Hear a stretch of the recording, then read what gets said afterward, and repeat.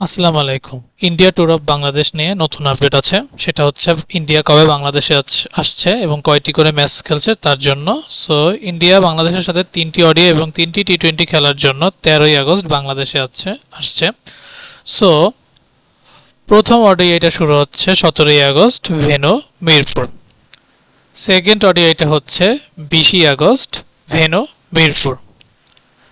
Third ওডিআইটা হচ্ছে এবং শেষ ওডিআইটা হচ্ছে ২৩শে আগস্ট ভেন্যু চট্টগ্রাম। সো বাংলাদেশের সাথে ইন্ডিয়া দুইটি ওডিআই হবে মিরপুরে এবং একটি ম্যাচ হবে চট্টগ্রামে।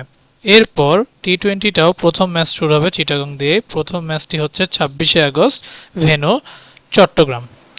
দ্বিতীয় টি-টোয়েন্টি খেলার জন্য বাংলাদেশ আবার মিরপুর চলে যাবে, যেটা হচ্ছে অ্যাকচুয়ালি শুরু হবে ২৯শে আগস্ট ভেন্যু মিরপুর।